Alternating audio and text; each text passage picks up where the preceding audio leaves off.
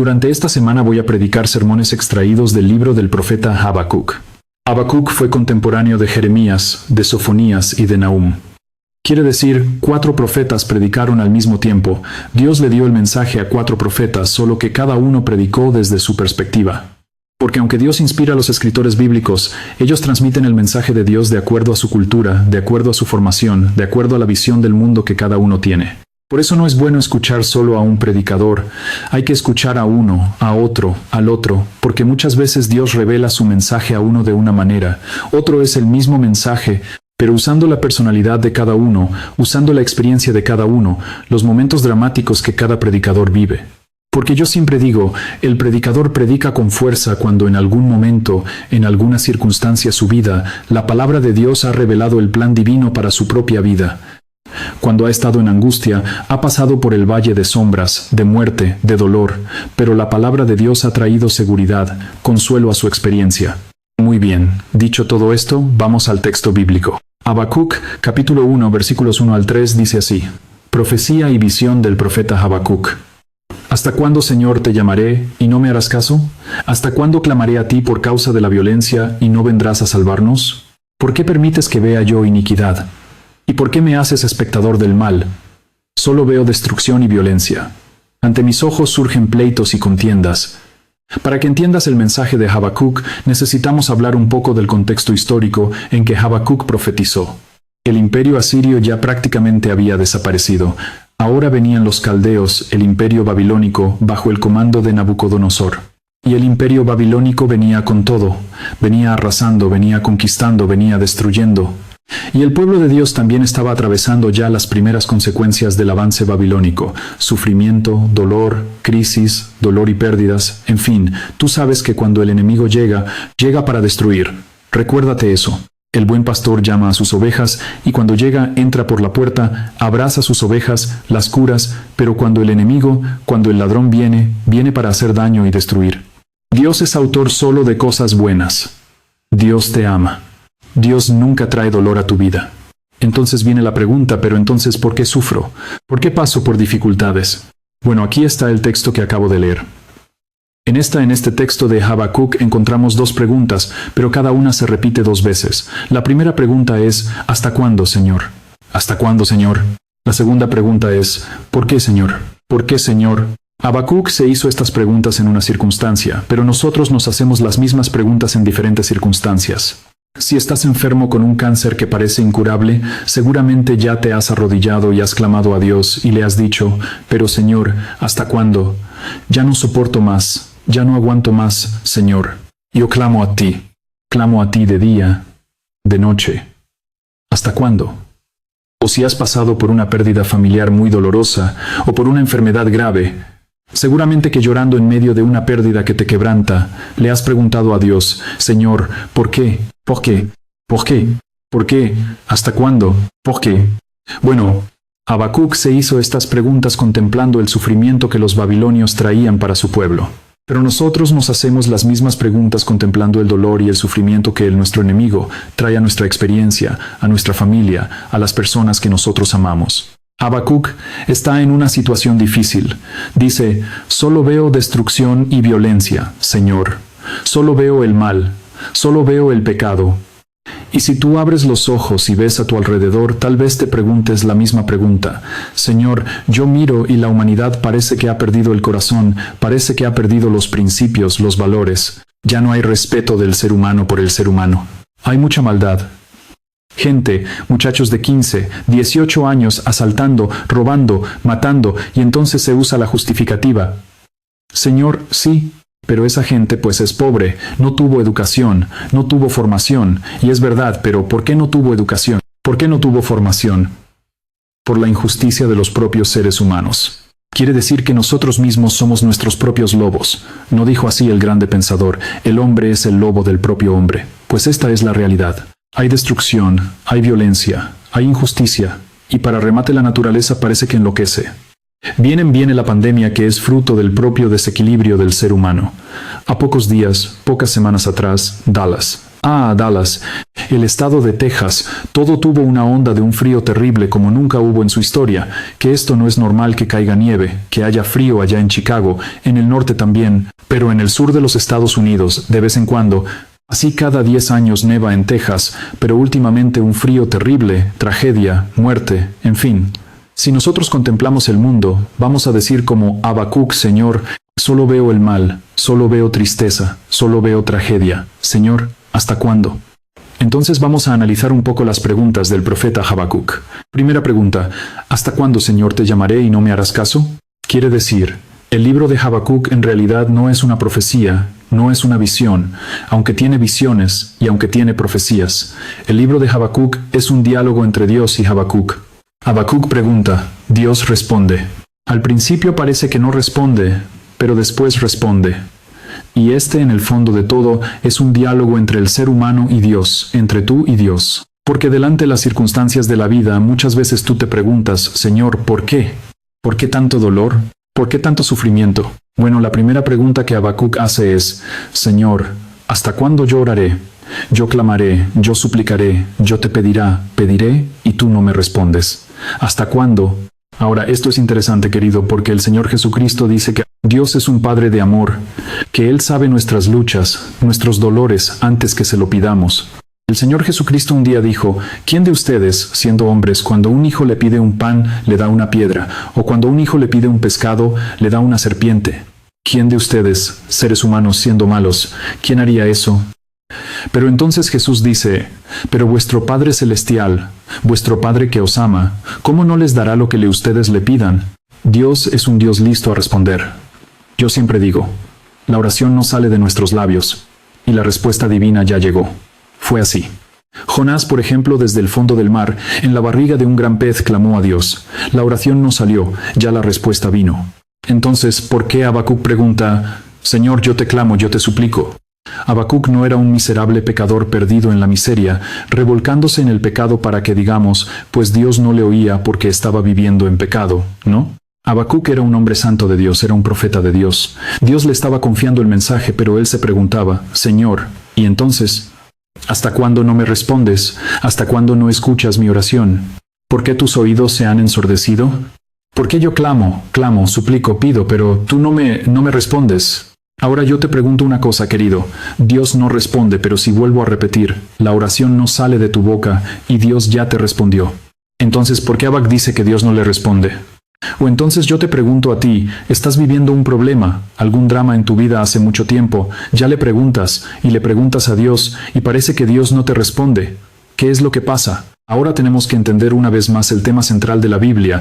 Dios nos creó para vivir una vida, una experiencia de comunión permanente con Él. Dios nos creó para el sufrimiento, para el dolor, para las lágrimas, para la derrota, el fracaso. Dios nos creó para eso. Dios nos creó para vivir una vida de victoria, una vida de paz, de felicidad, una vida de prosperidad en las manos de Dios, en el área divina de la bendición. Pero, ¿qué hizo el pecado?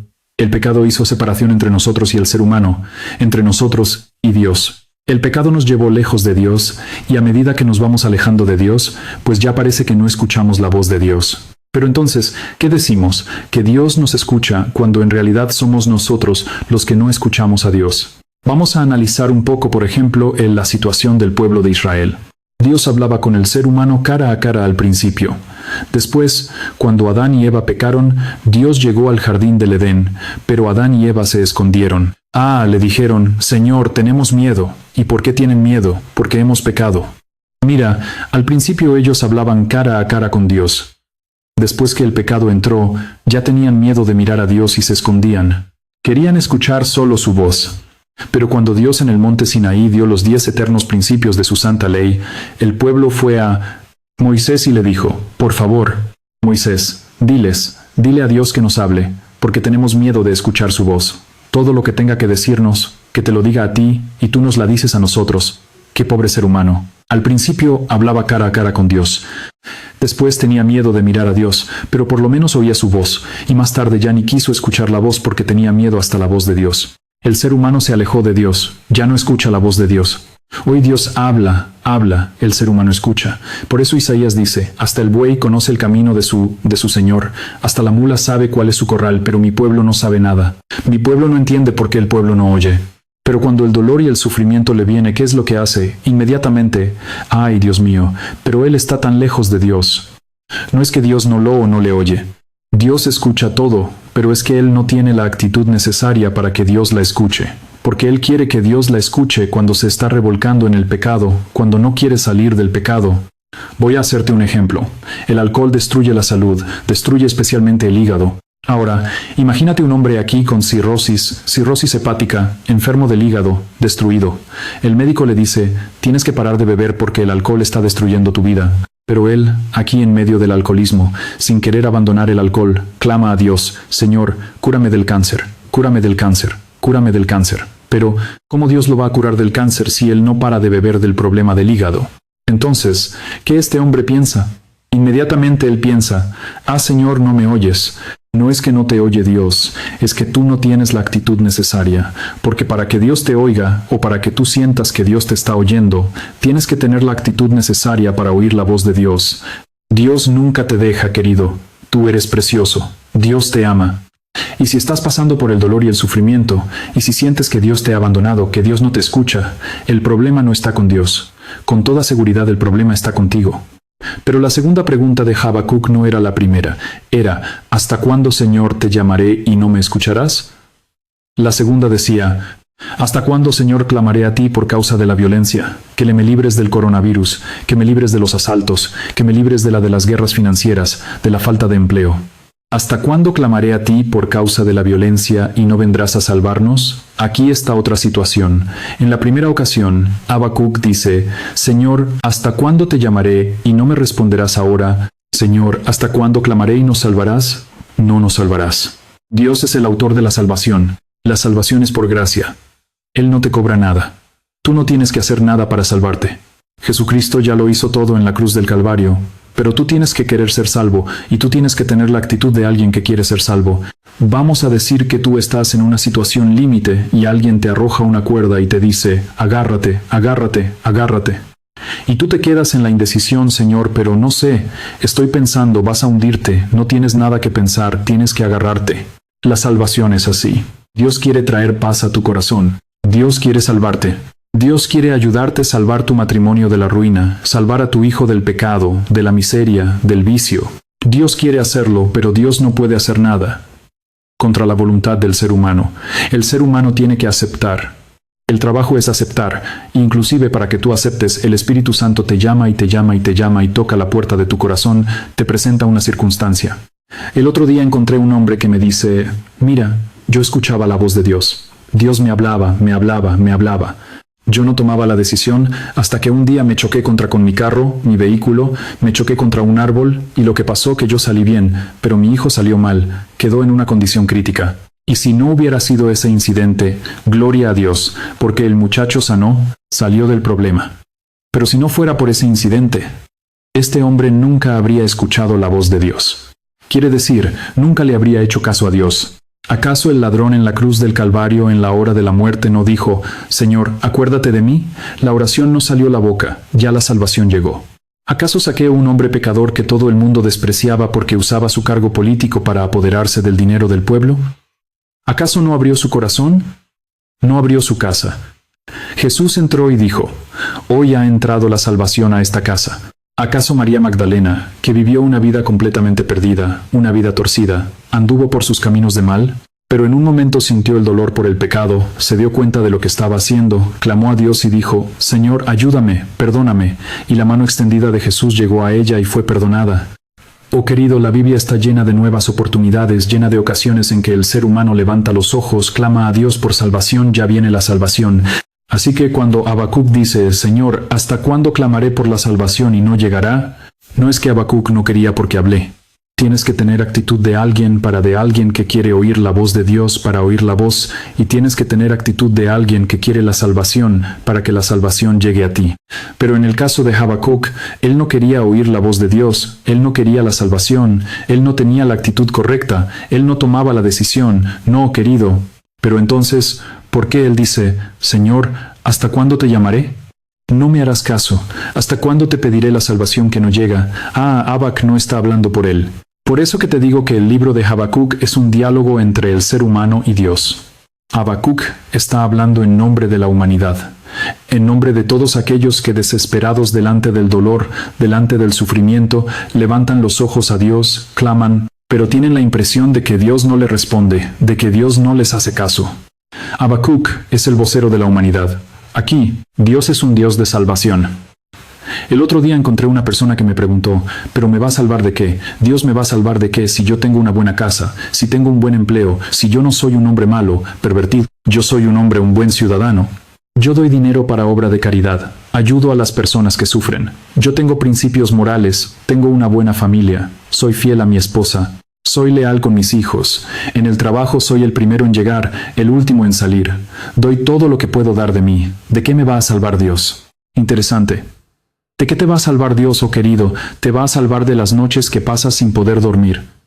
De la angustia interior que atormenta tu vida. Tu hogar está balanceando.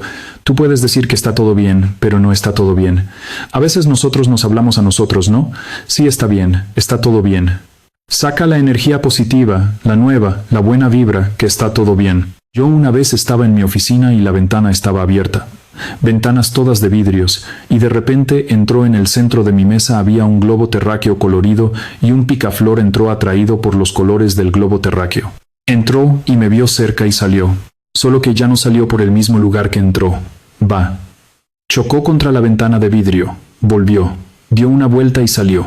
Chocó contra la otra ventana de vidrio, y iba chocando contra la ventana del vidrio, y volvía, y chocaba, y chocaba, y chocaba, y chocaba, y el pobre no encontraba, porque el vidrio y la ventana abierta parecía la misma cosa.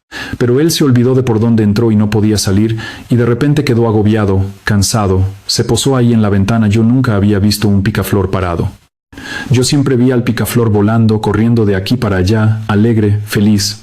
Nunca vi un picaflor asustado, parado. ¿Por qué? Porque no entendía, porque miraba la ventana de vidrio y pensaba, oh, está todo bien, chocó y cayó, está todo bien, chocó y cayó, hasta que quedó exhausto, sin fuerzas.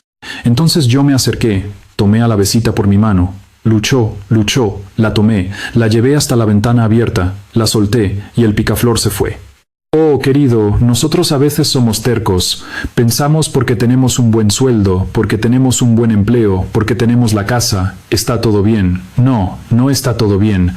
A veces pensamos que la salvación es para el perdido, para el atrapado en drogas, para el delincuente, para el criminal, cuando la salvación es para todos los seres humanos. En este momento, querido, yo no sé cuál es la situación que tú estás viviendo. Yo no sé si tú en tu corazón te has preguntado muchas veces, Señor, ¿hasta cuándo yo te clamo? En esta pregunta, Habacuc era consciente de que mientras vivamos en este mundo vamos a pasar por el dolor. Porque yo siempre digo, hay 3 razones para el sufrimiento.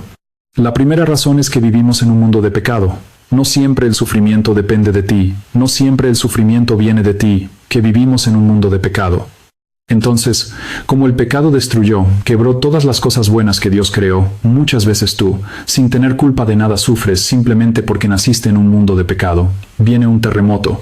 ¿Acaso el terremoto perjudica solamente a las personas que han pecado? No, a los justos también, porque vivimos en un mundo de pecado. Entonces, muchos sufren porque vivimos en un mundo de pecado. Otros sufren porque inclusive ya viviendo en un mundo de pecado, ellos buscan el dolor y el sufrimiento porque no prestan atención a las recomendaciones divinas. El pecado te alcanza. La consecuencia de tu pecado te alcanza y no pienses que Dios te está castigando, porque Dios no te está castigando, simplemente estás cosechando el fruto de tus decisiones equivocadas. Entonces, muchos sufren por ese segundo motivo, y otros sufren, querido, porque este mundo conturbado ha creado una red de dolor y de sufrimiento, porque el Espíritu de Dios lentamente se va alejando del mundo porque la maldad se ha multiplicado. Antes había maldad, pero como que la maldad vivía un poco más escondida porque no habían los vehículos de comunicación que existen hoy. La maldad continúa siendo la misma, pero hoy día se esparce por las redes sociales. Las redes sociales son una fuente de maldad, de cultura de maldad. Y si tú no sabes seleccionar lo que ves, lo que recibes, pues entonces te vas a hundir juntamente, y viene el dolor, y viene el sufrimiento. Ahora vamos a preguntar, ¿y por qué Dios no respondía? ¿Por qué no respondía? En lugar de Dios responderle a Habacuc en todas las preguntas que él hizo, Señor, ¿hasta cuándo, Señor? ¿Hasta cuándo, Señor?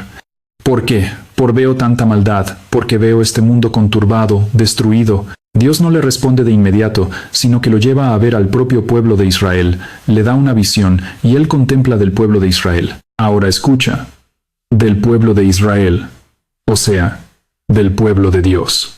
Porque básicamente, aunque la queja de Habacuc era porque el dolor había llegado a la humanidad, él se preguntaba por qué los hombres malos abusaban de los buenos y le llamaba hombres malos a los babilonios que venían destruyendo todo y le llamaba hombres buenos a los hijos del pueblo de Israel. Aparentemente el pueblo de Israel era bueno.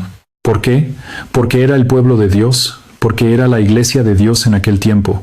¿Y por qué la iglesia de Dios sufría? ¿Por qué los miembros de la iglesia de Dios sufrían? Ahora, Dios no le responde nada con palabras, simplemente lo lleva en el capítulo 2 del libro de Habacuc, lo lleva a contemplar el panorama de la iglesia. Y entonces, si tú lees el capítulo 2, vas a ver que ahí Habacuc ve que los miembros de iglesia, aún siendo miembros de iglesia, aún perteneciendo al pueblo de Dios, durante la semana, ellos viven como si no conocieran a Dios. Ellos viven practicando la maldad. Sí, porque si tú lees, vas a ver que el patrón abusaba del empleado, y eso es maldad. Tú vas a ver las injusticias que gente que tenía dinero cometía con los que no tenían dinero, y eso es maldad. Tú vas a ver los vicios que habían afuera también dentro del corazón de los hijos de Dios. Ahora el sábado, pues el viernes en la tarde recibían el sábado, y el sábado estaban en el templo, en la iglesia, adorando, cantando a Dios, a veces llorando, emocionándose, cumpliendo con todo el ritual. Pero la realidad era que durante la semana no parecían pueblo de Dios. Y queridos, nosotros no somos pueblo de Dios institucionalmente. Mucho cuidado con pensar en algún momento que porque te has bautizado en una iglesia ya estás salvo. Mucho cuidado con pensar que porque tu nombre está registrado en los libros de una iglesia, ya estás salvo, porque no existe salvación institucional, existe salvación personal. Pastor, pero Dios no tiene su iglesia en esa tierra. Claro que la tiene. Porque en el Antiguo Testamento también Dios tenía su iglesia, su pueblo. Era el pueblo de Israel. Pero ese pueblo de Israel pensaba que era el pueblo de Dios, porque el sábado cumplía el ritual y nada más. Y durante la semana no vivía el ritual, no vivía los principios, los valores. ¿Y por qué? Porque no vivía una vida de comunión personal con Dios. Y era por eso que sufría, por eso sufría. Entonces, Habacuc delante de esto no entiende. Está bien, Señor, dice él. Está bien que el sufrimiento llegue porque estamos en la iglesia, pero estamos apartados de ti. Que el sufrimiento venga, pero que venga de otra manera, Señor. ¿Por qué vas a usar hombres malos? Porque si el pueblo de Israel es hipócrita, vamos a decir, está en la iglesia el sábado, cumple con el ritual, pero vive una vida completamente apartada de Dios durante la semana. Si el pueblo tiene que sufrir las consecuencias de este error, está bien que sufra, pero no por la mano de gente peor. Porque aunque el pueblo de Dios hace cosas equivocados, los babilonios están peor porque ni te adoran a ti, ni te conocen a ti, hacen cosas peores. Entonces, ¿cómo permites que el malo haga justicia con el aparentemente bueno? Quiere decir, los seres humanos raciocinamos de muchas maneras, queridos. Los seres humanos inventamos disculpas para justificar nuestras actitudes. Que esta mentirita era una mentirita suave. No, que yo mentí por compasión. No, pero es que yo dije, pero en realidad no quise decir, pero esto, pero aquello. Oh, querido, el pecado para Dios es pecado. Y el pueblo de Dios estaba alejado de Dios. Ahora, el dolor venía como consecuencia de eso. Y aquí está otro asunto que tenemos que entender como el misterio del dolor. El dolor no es tan misterioso como tú piensas, querido. El asunto es que mientras vivamos en este mundo, y mientras estemos alejados de Dios, pues seremos víctimas del sufrimiento, víctimas de las tragedias y víctimas del dolor. Aun cuando estemos con Dios, sufriremos porque vivimos en este mundo de pecado. Pero la diferencia es que cuando estás alejado de Dios, sientes que Dios no te oye, que Dios no te responde, que Dios no te salva. Pero cuando estás en Él, Él te da fortaleza y te da valor para resistir el sufrimiento, para soportar las inclemencias de las circunstancias, pero Dios no te abandona. Ahora, cuando viene el dolor y el sufrimiento para la gente que está alejada de Dios, no es porque Dios la está castigando, sino porque ellos se distanciaron, se alejaron del territorio de la bendición. Y aquí Dios les habla, pero ellos no oyen. Dios quiere salvarlos, pero ellos no tienen la actitud de aquel que se arrepiente. Porque Dios dice así, no quiero la muerte, el impío, sino que se arrepienta y viva. Dios quiere que vivas, pero tienes que arrepentirte. Y yo estoy feliz porque estoy predicando esta noche para mucha gente que está estudiando la palabra de Dios, mucha gente que está conociendo el mensaje de Dios en las Sagradas Escrituras. Oh, querido, El propósito del estudio de la palabra de Dios no es que cambies de religión apenas. Suficiente. Hay mucha gente que cambia religión.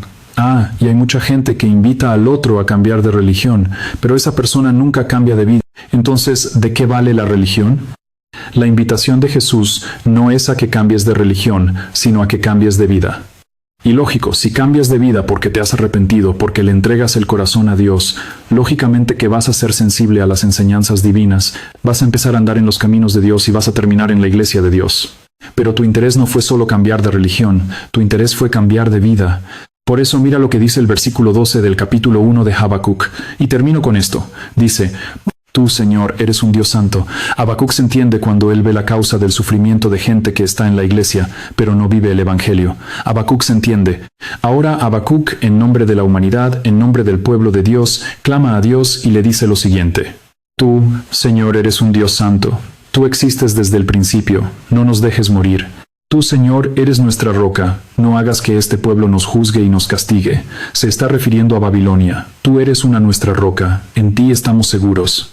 Oh querido, yo quisiera que tú entiendas que Jesucristo es tu roca, que cuando aceptas a Jesucristo, estás aceptando la protección de la roca de los siglos. Pueden soplar huracanes, venir tempestades, aparecer tragedias, enfermedades, pérdidas y desgracias, pero nada tocará al Hijo de Dios y si lo toca no lo destruirá. Nada destruirá al Hijo de Dios, porque el Hijo de Dios está anclado en la roca de los siglos. Tú, Dios, es santo. Entonces, si tú, Dios es santo, y tú eres un pobre pecador, ven a tu Dios santo, déjate abrazar por tu Dios santo, y deja que su santidad te cubra de la multitud de tus pecados. Hoy es el día de buena nueva. Hoy es el día de salvación. En este momento estás pasando por un momento difícil. Necesitas entregarte a Jesús, decirle: Señor, yo quiero entregarte mi vida, pero no puedo. Estoy amarrado de vicios, de hábitos que no puedo abandonar. Tú no puedes, querido, pero Dios puede por ti. Pero lo primero que tienes que tener es la actitud de arrepentimiento, la actitud de aquel que quiere salvación, la actitud de aquel que quiere oír la voz de Dios. Y por eso te voy a hacer una invitación ahí donde estás, querido. Dile a tu amigo que aceptas a Jesucristo como tu Salvador. Agarra tu celular y manda por WhatsApp un mensaje a los patrocinadores de este evento diciéndole que tú has decidido bautizarte, has decidido unirte al cuerpo de Cristo, que tú reconoces que no puedes, pero reconoces que Dios es una roca, que tú, Dios es santo y quieres caminar con Él y quieres vivir con Él. No te quedes sin tomar tu decisión. La decisión es básica en la experiencia espiritual. Es el primer paso. Decídete, pero si no cumplo, no te preocupes. Deja que Dios haga por ti lo que tú no puedes. Lo único que Dios no puede hacer por ti es decidir. Pero una vez que has decidido, Dios te dará las fuerzas necesarias para llegar hasta el fin. Que Dios te bendiga. Yo quiero hacer una oración mientras tú estás tomando decisión, mientras tú estás expresando esa tu decisión. Oh Padre querido, hay miles de personas en este momento diciéndote sí, abriéndote el corazón, mostrando la actitud de arrepentimiento, reconociéndote como su Dios santo, como su roca. Y en este momento que ellos están expresando su decisión, tú toca la vida de ellos, haz maravillas por ellos. Reconfórtalos, levántalos, sacúdelos, purifícalos, santifícalos. ¿Para ti no hay nada imposible? Señor, el peor pecador puede venir arrastrando su vida de miseria. En ti hay perdón, en ti hay justicia, en ti hay santidad. Gracias por tu promesa. En el nombre de Jesucristo. Amén. Hola, mi amigo querido. Qué alegría que estamos juntos una vez más para estudiar la palabra de Dios. Lección número 4 para el 27 de julio del año 2024. Título de la lección: Parábolas. El propósito de esta lección es mostrar las 5 parábolas de Jesús que registra Marcos. Ya lo dijimos en una lección pasada. Marcos no está muy preocupado en presentar las palabras del Señor Jesucristo, sino los hechos, las acciones en favor de la salvación del ser humano. Pero Marcos registra 5 parábolas. Es poco en relación a las parábolas que Mateo, por ejemplo, presenta. Mateo menciona muchas, pero Marcos solo 5. La primera parábola que registra Marcos es la parábola del sembrador. Y una lección que tenemos que aprender aquí es que comunicación no es lo que tú dices, sino lo que el otro entiende. ¿Por qué el Señor Jesucristo presentaba parábolas? Porque conceptos son conceptos, entran y se van, pero parábolas son ilustraciones que permanecen en la mente y en el corazón de las personas. Parábolas son figuras que ayudan a reflexionar. ¿Por qué? Generalmente las parábolas tienen que ver con cosas que las personas conocen. Y entonces los conceptos teóricos, cuando relacionados con la vida práctica, echan más raíces en la mente de los oyentes. Jesús por eso presentaba parábolas. Y la primera parábola está registrada en Marcos, capítulo 4, versículos 1 al 3. Leo otra vez. Comenzó Jesús a enseñar. Interesante. Otra vez comenzó a Jesús a enseñar que la enseñanza fue parte del ministerio del Señor Jesucristo. Él vino solo a enseñarnos que hay que orar. Él vino a enseñarnos cómo orar. Él no vino solo a enseñarnos que hay que vivir vidas santas. Él vino a enseñarnos cómo se hace para vivir una vida coherente. Él era un maestro. Él le gustaba enseñar. Entonces, sigo leyendo el texto. Otra vez comenzó Jesús a enseñar junto al mar. Enseñaba en la sinagoga, enseñaba junto al mar, enseñaba en las casas, enseñaba en todo lugar. Porque todo momento y todo lugar nosotros podemos aprovechar el tiempo para enseñar. Aún trabajando podemos enseñar, aún comprando podemos enseñar, aún comiendo podemos enseñar.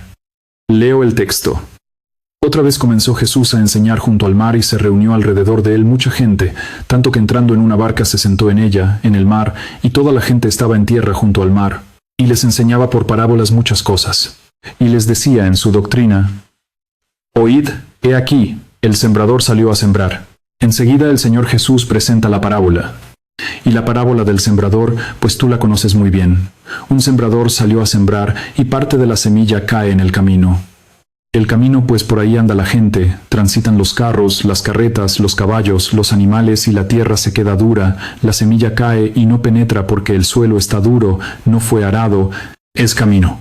Entonces vienen los pájaros que simbolizan a Satanás y se comen la semilla, y la semilla no produce frutos. Otra parte, la semilla cae encima de las piedras. El polvo que se levanta cuando alguien pasa por el camino cae encima de las piedras. Cae encima de las piedras, y en poco tiempo encima de las piedras se forma una especie de camada fina de tierra. Cuando la semilla cae ahí, produce inmediatamente, pero como no tiene fondo, como en el fondo solo hay piedra, pues la pobre semilla, aunque produce, muere porque no tiene como beber agua, y la planta, la semilla necesita de agua para poder germinar. Germina, pero muere. Otra parte de la semilla cae en el terreno de espinos. Terreno, bueno porque los espinos crecen, pero cuando la semilla brota, los espinos son más fuertes y ahogan la semilla, y finalmente una parte de la semilla cae en tierra buena y produce frutos a 30, a 60 y a 100. Quiere decir unas semillas producen a 30, otras a 50, otras a 100. Queridos, nosotros los seres humanos somos tierra, algunos tierra del camino donde la palabra nunca entra. Hablas, la palabra no entra. Otros, tierra de las piedras. La palabra entra, germina. Un día la persona se emociona, va al frente, acepta el llamado. La semana siguiente ya se olvidó de todo. ¿Por qué? Porque fue un momento de emoción y nada más. Otros corazones representan el terreno espinoso. La palabra cae, germina, pero las atracciones del mundo, los espinos, son tan grandes que en poco tiempo la semilla muere, y la semilla también cae en tierra buena y produce frutos a 30, 60 y a 100. Quiere decir, aunque todos recibimos la palabra de Dios en nuestro corazón y somos tierra buena, no todos vamos a producir en la misma cantidad, unos 30, otros 60, otros 100. Lo triste es que el de 100 mire al de 30 y piensa que ya está bien, demasiado bien. Y la otra cosa triste es que el de 30 mire al de 100 y diga, pues yo nunca voy a llegar a 100. No. Tú produce lo que el Espíritu coloca en tu corazón. No te preocupes en estar mirando al hermano, al otro, al pastor. No. Tú mira al Señor Jesucristo y sigue caminando con Él. Vamos a la segunda parte de este estudio. Aquí veremos la interpretación de Jesús, la palabra y los 4 tipos de terrenos. El propio Señor Jesucristo explicó parte de lo que yo acabo de mencionar. Marcos 4, 14 y 15 dice: El sembrador es el que siembra la palabra, y estos son los que junto al camino en quienes se siembra la palabra. Pero después que la oyen, enseguida viene Satanás y quita la palabra que se sembró en sus corazones. La palabra es la semilla. Oh querido, la palabra tiene poder. En el principio, por la palabra de Dios, fueron creados los cielos y la tierra. Cuando el Señor Jesucristo estuvo en esta tierra, con su palabra hizo andar al paralítico, con su palabra curó a los enfermos, con su palabra expulsó demonios, con su palabra hasta restauró vidas. La palabra tiene poder, pero solo tiene poder si tu corazón es tierra buena. Si tu corazón fue arado por el Espíritu Santo ahora, si tu corazón es tierra endurecida del camino, la palabra no va a hacer nada en ti. No porque no sea poderosa, sino porque la palabra para actuar en tu vida tiene que tener tu permiso. Y si tú no le das permiso a la palabra, si tú no aceptas la palabra, entonces la palabra no te vale de nada. Y eso es lo que vamos a ver en la siguiente parte del estudio. En esta tercera parte veremos la razón de ser de las parábolas. Aquí veremos que si te endureces a la palabra, ahí ya no hay esperanza de salvación para ti. Leo Marcos 4:10 al 12. Mira, este es un texto difícil de ser entendido, pero te lo voy a explicar. Cuando estuvo solo Jesús, los que estaban cerca de él con los 12, le preguntaron sobre la parábola, y les dijo: a vosotros, a los discípulos y a los otros que estaban con él, a vosotros, os es dado saber el misterio del reino de Dios. Misterio, querido, misterio para nosotros es algo que no se puede entender, algo que no es algo que debas abandonar sin buscar comprender porque nunca lo vas a entender. Pero misterio en el sentido bíblico es algo que tú no entiendes al principio, pero con la ayuda del Espíritu Santo puedes entender. Entonces, cuando tú encuentras un misterio bíblico, en lugar de cerrar la Biblia y salir, arrodíllate y clama a Dios por la iluminación del Espíritu Santo, porque el Espíritu es el Maestro, el que te guiará a toda verdad. Una cosa es el misterio del ocultismo, otra cosa es el misterio de la Biblia, que puede ser entendido con la ayuda del Espíritu Santo. Les dijo: a vosotros os es dado saber el misterio del reino de Dios. Mas a los que están fuera, a los del mundo, a los rebeldes, a los duros de corazón, a los del terreno del camino, por parábolas les diré todas las cosas, para que viendo, vean y no perciban, y oyendo oigan y no entiendan, para que no se conviertan y les sean perdonados los pecados. Esta es la parte interesante del texto.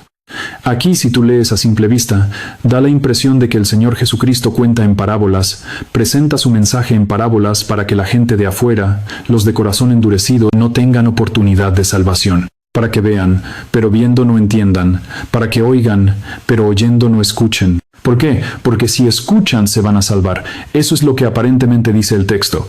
Pero querido, recuérdate que Dios está hablando, que el Señor Jesucristo aquí está hablando a los de corazón endurecido, a esos criticones que lo juzgan, que lo condenan, que lo critican, a esos criticones que están en la iglesia, pero no con el deseo de aprender, sino con el deseo de criticar, y van endureciendo su corazón poco a poco, poco a poco. Porque, querido, si tú no eres sensible a la voz de Dios, te endureces, y cuando tu corazón llega a ser como el terreno del camino, ahí la palabra cae, y los pájaros se lo llevan porque la palabra no penetra, no tiene efecto. Por más poderosa que sea, no puede hacer nada sin tu permiso. Te voy a parafrasear el texto para que entiendas mejor lo que está diciendo. Jesús le dice: yo le cuento a la gente de corazón duro, a la gente que me critica, me condena, pero que no quiere aprender, yo les hablo todo en parábolas. ¿Para qué? ¿Por qué no para qué? Sino por qué. ¿Por qué les hablo en parábolas? Porque viendo no ven y no se dan cuenta, no perciben y oyendo no oyen y no entienden. Y entonces pues están perdidos, nunca se van a convertir y nunca les va a ser perdonado el pecado.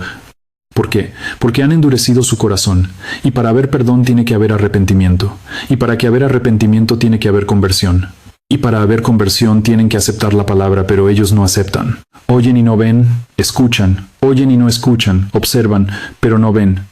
Eso es lo que el Señor Jesús quiso decir. Ahora vamos a la cuarta parte de este estudio, la lámpara y la medida.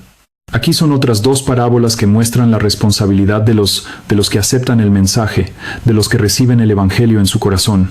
Leo Marcos 4:21 al 23. También les dijo: ¿acaso se trae la luz para ponerla debajo del almud o debajo de la cama? No es para ponerla en el candelero, porque no hay nada oculto que no haya de ser manifestado, ni escondido que no haya de salir a la luz.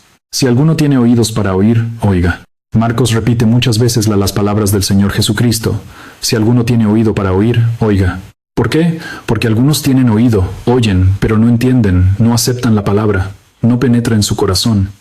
Pero aquí en esta parte, esta parábola enseña una lección. Si has recibido la palabra en tu corazón, entonces has recibido la luz, porque la palabra Dios es la luz. Lámpara es a mis pies tu palabra y lumbrera a mi camino. Ahora, si has recibido la luz, no la recibes para esconderla, sino para colocarla en un candelero y que alumbre. Quiere decir que si tú has conocido la palabra de Dios y no estás trayendo personas para Cristo, no estás evangelizando, no estás participando de la misión, es porque la luz no ha nacido en tu corazón. Es porque la palabra no ha caído en tu corazón. Es porque tu corazón no es tierra buena. Tal vez es tierra del camino, tal vez es tierra de piedras, tal vez es tierra de espinos, pero no es terreno bueno. Porque en el corazón bueno la palabra produce, ilumina. Inmediatamente tú sales a buscar a otra persona para Cristo. Continúe leyendo Marcos 4:24 y 25.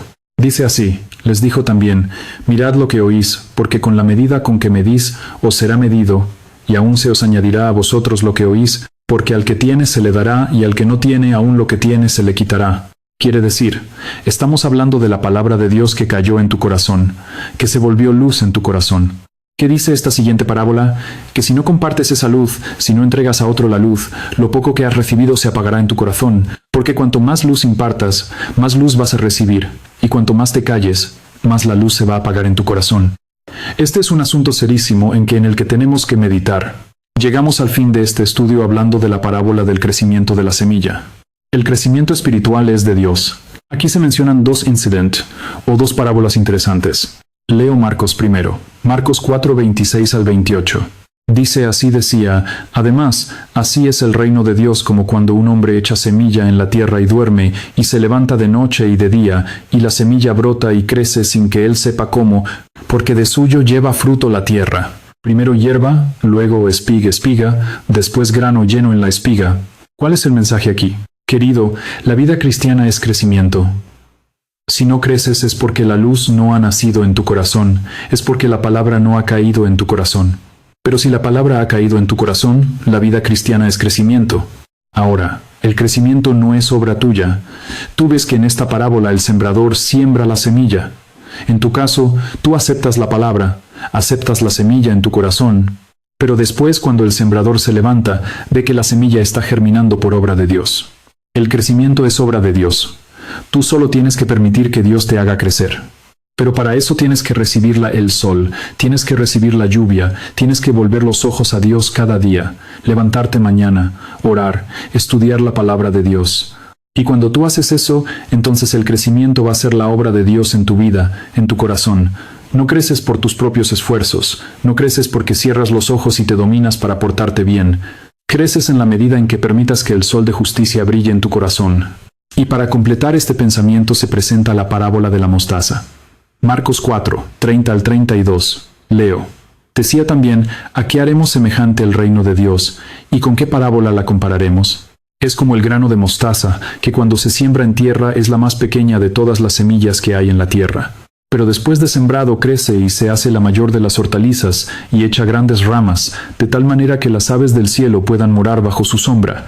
La parábola en el reino de Dios, en la iglesia de Dios, en el pueblo de Dios, todo comienza pequeñito, como un grano de mostaza, pero no se queda pequeño, porque el crecimiento es la ley del reino de Dios. El cristiano que acepta a Jesucristo comienza como un bebé recién nacido, pero no se queda usando pañales en la vida espiritual para el resto de la vida. Tiene que crecer porque el crecimiento es la ley del reino de Dios. Un granito de mostaza sembrado parece que se enterró, que acabó, pero al día siguiente brota y crece hasta tornarse un árbol. Y dice que todas las aves del cielo vienen a hacer su nido en sus ramas. El cristianismo comenzó con 12 discípulos, pescadores, hombres rudos, y hoy día el cristianismo inundó el mundo entero, porque todo nace en el reino de Dios pequeño, pero nace para crecer. El crecimiento tiene que ser una realidad en tu vida. Oh querido, has nacido en el reino de Dios. Felicitaciones, acabas de ser bautizado, gloria a Dios, pero has comenzado, ahora necesitas crecer, y no por tus propios esfuerzos. Busca a Dios de mañana, de tarde, de noche. Vive en espíritu de oración. Estudia la palabra de Dios, y tú vas a ver que el Espíritu Santo va a terminar en ti la obra que ha empezado. Y cuando Cristo venga, vas a ser uno de los ciudadanos del reino de los cielos, uno de los seguidores del Cordero por donde quiera que Él vaya. Un abrazo, mi amigo, que Dios te bendiga ricamente. Felicidades. Hasta la próxima semana. Hola, mi amigo querido. Nuevamente aquí por la voluntad de Dios. Solamente por la soberana voluntad de Dios, estamos juntos para estudiar la palabra de Dios. En esta oportunidad voy a responder la pregunta que me hizo un conquistador o conquistador, un joven que está estudiando la Biblia, y él me dice, Pastor, nunca he podido completar la lectura toda de la Biblia. Le llamamos a eso el año bíblico. Leer la Biblia de Génesis a Apocalipsis sin saltar un capítulo, leer la Biblia cada día, 3 capítulos, 4 capítulos, en fin, y en un año completar la lectura toda de la Biblia. Y este joven se sentía mal. Se sentía hasta pecador por no leer, por no haber leído toda la Biblia. La verdad es la siguiente, querido. Cuando estudiamos la Biblia hay que tener cuidado. No es leer la Biblia por leer la Biblia. Aunque tú en toda tu vida nunca leas en un año la Biblia toda, lo que importa realmente para tu crecimiento espiritual, para tu vida espiritual, es que leas todos los días la Biblia. 2 versículo, un capítulo, pero lee, reflexiona, medita, aplica el texto bíblico a tu experiencia, trata de ver qué es lo que Dios te está diciendo, qué es lo que Dios te está hablando a través de ese texto bíblico. A veces nosotros, para cumplir una tarea, leemos, pero es una lectura así mucho provecho. A veces ya en la noche, todo cayendo de sueño, estamos leyendo, no entendemos nada, pero estamos cumpliendo un requisito. No, la lectura de la Biblia no es así. Lee un poco, reflexiona, medita, conversa con Dios. Es así que se lee la Biblia. Así que no estás cometiendo ningún pecado si no ha habido un año en que hayas completado toda la lectura de la Biblia. ¿Ok? Entonces, vamos ahora a la lección número 8 para el 25 de mayo del año 2024. El título de la lección es Luz desde el Santuario. Voy a hacer una pequeña introducción, porque el propósito de la lección de esta semana es mostrar que la profecía de 300 tardes y mañanas no tenía nada que ver con la segunda venida de Cristo, tenía que ver con la purificación del santuario. No es que la promesa de Dios falló, es que la interpretación de los seres humanos de las Escrituras falló. La semana pasada vimos que Guillermo Miller y otros pioneros se entusiasmaron demasiado con la profecía de las 300 tardes y mañanas, o sea, 300 días proféticos, o sea, los 300 años literales. Ellos estudiaron la profecía porque el libro de Daniel decía la fecha en que esta profecía comenzaba, y era el año 457 a.C. De ahí contaron 300 años y terminaba esa profecía el año 1844, específicamente el 22 de octubre de 1844. Miller concluyó que en esa profecía, la profecía de Daniel 8:14, se decía, hasta 300 tardes y mañanas, y el santuario será purificado. Y Miller pensaba que el santuario era la tierra y que sería purificada con la venida del Señor Jesús a esta tierra. Pero aquí está una cosa que nosotros tenemos que entender. No podemos interpretar la Biblia colocando opiniones humanas. En principio, ¿dónde en la Biblia se decía que la tierra era el santuario? No hay un versículo que diga eso. Por lo tanto, ¿de dónde Guillermo Miller concluyó que la tierra era el santuario y que sería purificado con la venida de Cristo? La Biblia se explica únicamente con la Biblia. Pero a veces nosotros los seres humanos nos entusiasmamos tanto que comenzamos a colocar nuestras opiniones en el texto bíblico, y ahí cometemos errores. Así que ellos esperaron a Jesús el 22 de octubre de 1844 y Jesús no vino. Y entonces ellos quedaron frustrados, quedaron chasqueados, tristes, pensaron que Jesús se había fallado en el cumplimiento de su promesa. Esa tristeza los llevó a estudiar mucho más la palabra de Dios. Pero ahora sin preconcepto, sin colocar opiniones personales, comenzaron a analizar la Biblia y tratar de entender por qué el Señor Jesucristo no volvió. Y entonces se encontraron el libro de Hebreos, que siempre había estado ahí, la epístola de Pablo a los Hebreos, y al estudiar esta epístola, pues descubrieron que había un santuario en el cielo. Y ahora, tal vez en este momento, tú te quedes medio preocupado diciendo, hay un santuario en el cielo, sí, y ese es el asunto de nuestro estudio esta semana. El primer subtítulo dice, el santuario celestial. Y para esto voy a leer Éxodo 25 versículos 8, 9 y 40. Dice así, y harán un santuario para mí, está hablando Dios, al pueblo de Israel, y harán un santuario para mí, y habitaré en medio de ellos, conforme a todo lo que yo te muestre el diseño del tabernáculo y el diseño de todos sus utensilios, así lo haréis. Mira, y hazlos conforme al modelo que te ha sido mostrado en el monte. Moisés allá en el monte recibió la visión de Dios y la orden de que le haga un santuario en esta tierra, pero le dijo a Moisés, van a hacer este santuario siguiendo el modelo de un santuario que yo te voy a mostrar. Y le mostró el santuario celestial. Este es el primer versículo que nos hace referencia a la existencia de un santuario celestial. Ahora leamos lo que dice Hebreos 8, 1 y 2. Dice, ahora bien, el punto principal de lo que venimos diciendo es que tenemos tal sumo sacerdote, el cual se sentó a la diestra del trono de la majestad en los cielos, ministro del santuario y de aquel verdadero tabernáculo que levantó el Señor y no el hombre. ¿Qué dice este texto? Que Jesús fue ministro del verdadero santuario, de aquel verdadero tabernáculo que levantó el Señor, que construyó el Señor, y no el hombre. O sea, por estos dos textos que acabamos de leer, hay dos santuarios.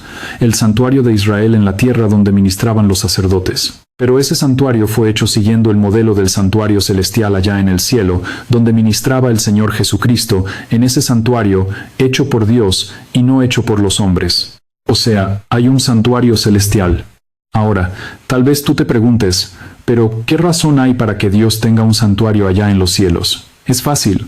Dios es eterno. Dios es infinito. Dios no tiene temporalidad y no puede estar localizado en un lugar, pero la criatura está limitada por el tiempo y por el territorio. Ahora, dime una cosa, ¿cómo es que un Dios atemporal y geográfico, diríamos así, podría entrar en contacto con una criatura limitada por el tiempo y por el espacio? El punto donde el Dios eterno se junta con la criatura es el santuario. Y en la Biblia tenemos muchos textos que nos muestran que el santuario en el cielo ahí está localizado el trono de Dios. Eso no quiere decir que Dios está limitado a un espacio en el cielo y nada más. Dios puede estar al mismo tiempo en todas las partes, a nuestro lado en este momento, en el cielo, en la tierra. Dios es Dios. Pero por algún motivo la Biblia dice que ahí es el centro de su gobierno, de donde dirige los destinos de los hombres, de las naciones, de las criaturas. Vamos ahora a la segunda parte. En el santuario terrenal aquí en la tierra sucedía algo una vez por año. Y vamos a hablar del día de la expiación. Mira lo que dice Levítico 1:6, 2:9 y 30. Y esto tendréis por estatuto perpetuo. En el mes séptimo, a los 10 días del mes, afligiréis vuestras almas, y ninguna obra haréis, ni el natural, ni el extranjero que more entre vosotros, porque en este día se hará expiación por vosotros, y seréis limpio de todos vuestros pecados delante de Jehová. ¿Qué dice este texto? Que una vez por año en el santuario de Israel, en esta tierra se realizaba el llamado Día de la Expiación. Era un día de perdón. Yo te invito cuando tengas un poco de tiempo después a leer todo el capítulo 16 del libro de Levítico y vas a ver ahí todo el ceremonial del día de la expiación. Era un día de arrepentimiento, era un día de humillación, era un día de confesión de los pecados y era un día de perdón. Había un ceremonial especial para ese día. Mientras el sacerdote estaba ministrando en el lugar santísimo, a donde el sacerdote entraba una sola vez por año en el día de expiación, el pueblo afuera estaba arrodillado clamando a Dios, confesando sus pecados en arrepentimiento, porque también ellos consideraban al día de la expiación un día de juicio. Dios iba a ver, no quién pecó o quién no pecó, lo que iba a ver es quién confesó sus pecados y confió en la sangre del Cordero, y quién no lo hizo. Ese era el asunto. Ahora, ese día de la expiación, vuelvo a repetir, para Israel era el día del juicio. Interesante que en la profecía de las 300 tardes y mañanas decía, hasta 300 tardes y mañanas y el santuario será purificado. O sea, el 22 de octubre de 1844 se iniciaría el día de la expiación, pero en el santuario celestial, el día de la purificación. O sea que en esa época Jesús, el Señor Jesucristo, iniciaría su obra de juicio, de juzgamiento, para ver quién aceptó su sangre redentora y quién no. Es por eso que la Biblia habla del juicio. Voy a leer lo que dice Daniel 7, 9 y 10. Estuve mirando, dice Daniel, hasta que fueron puestos tronos, y se sentó un anciano de días, cuyo vestido era blanco como la nieve, y el pelo de su cabeza como lana limpia. Su trono llama de fuego, y las ruedas del mismo fuego ardiente. Un río de fuego procedía y salía delante de él. Millares de millares le servían, y millones de millones asistían delante de él. El juez se sentó, y los libros fueron abiertos. Esta es una escena de juicio. Y esto sucedió. Esta profecía tuvo cumplimiento más o menos en la época en que terminaban las 300 tardes y mañanas. Comenzaba el juicio, comenzaba la purificación del santuario, no de esta tierra, sino del cielo. ¿Por qué no del santuario esta tierra? Porque en esta época ya no había santuario de esta tierra. El pueblo de Israel ya no tenía su santuario. Todo había sido deshecho. Entonces, esto se refería a la escena del juicio en el santuario celestial. En esa misma fecha, Dios levantó en esta tierra a un pueblo, a un grupo de mensajeros, para anunciar al mundo que el día del juicio había comenzado. Porque, ¿cómo la humanidad enfrentaría el juicio si no sabía, si ignoraba esta fecha? Por eso Apocalipsis 146:7 presenta lo siguiente. Vi volar en medio del cielo a otro ángel que tenía el Evangelio eterno para predicarlo a los moradores de la tierra, toda nación, tribu, lengua y pueblo, diciendo a gran voz, temed a Dios y dadle gloria, porque la hora de su juicio ha llegado. ¿Cuándo ha llegado? El 22 de octubre de 1844, cuando terminó la profecía de las 300 tardes y mañanas, Cuando se comenzó la purificación del santuario, llegó la hora del juicio, y sigue diciendo el texto, y adorad a aquel que hizo el cielo y la tierra, el mar y las fuentes de las aguas. Hermano querido, mi amigo, en estos momentos, quieras tú o no quieras, se está desarrollando el juicio investigador. Y tú me puedes decir, pero pastor, el juicio no va a suceder cuando Cristo venga. No, cuando Cristo venga, Él ya viene trayendo la recompensa para los que han sido juzgados, para los condenados y para los justos. Los condenados se perderán, los justos irán con Jesús. Pero, ¿cómo Él podría venir por segunda vez trayendo la recompensa si antes no hubo un juicio investigador? Ese juicio investigador es llamado en el pueblo de Israel como el día de la purificación, el día de la expiación. Ese juicio empezó el 22 de octubre de 1844 y hoy día estamos siendo juzgados. Todos los seres humanos, toda obra, todo pensamiento, todo sentimiento está siendo juzgado. Los libros se han abierto. El juez está sentado en su trono determinando quién se salva y quién se pierde. Y cuando Cristo vuelva, pues vendrá con la recompensa final. ¿Quiere decir que debemos asustarnos? No, querido, la Biblia no aterroriza a nadie. La Biblia es un libro de esperanza, de amor, un libro que edifica, no que destruye, no que enloquece a nadie.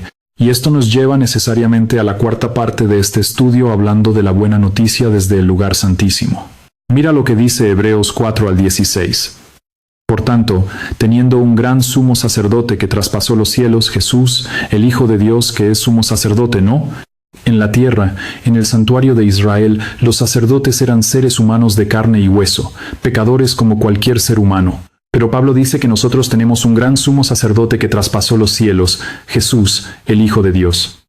Entonces, retengamos nuestra profesión, es decir, no te desanimes, sigue adelante a pesar de las dificultades. Retengamos nuestra profesión, porque no tenemos un sumo sacerdote que no pueda compadecerse de nuestras debilidades, sino uno que fue tentado en todo según nuestra semejanza, pero sin pecado. Entonces acerquémonos pues confiadamente al trono de la gracia para alcanzar misericordia y hallar gracia para el oportuno socorro. ¡Qué promesa extraordinaria! Nuestro abogado intercesor, aquel que nos defiende, aquel que aboga por nosotros, porque Él es el acusador. Él mira a Dios y nos mira y dice, oye, ese es un miserable pecador. Mira lo que hizo. Y tiene todo anotado. Mira lo que hizo, lo vas a salvar a ese está perdido, tienes que condenarlo. Pero entonces Jesucristo aparece y dice, no, todo lo que dice, Él ha hecho eso, Sí, es verdad, mi hijo ha hecho eso. Ha cometido errores en la vida terribles, ha caído en la profundidad del pecado, pero creyó en mí, se arrepintió, me confesó sus pecados, yo lo levanté y ahora está justificado por mí. Ha recibido mi gracia, ha confiado en mi gracia.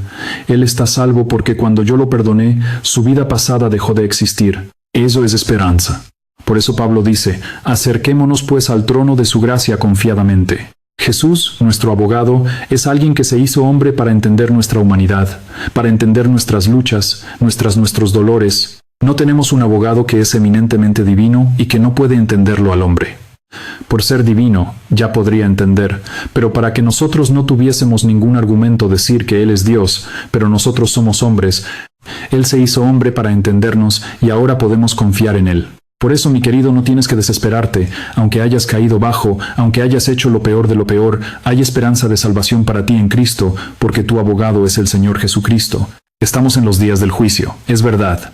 Pues entonces el pueblo de Israel en el día del juicio, del día de la expiación, mientras el sacerdote ministraba en el santuario, el pueblo oraba allá afuera confesando sus pecados.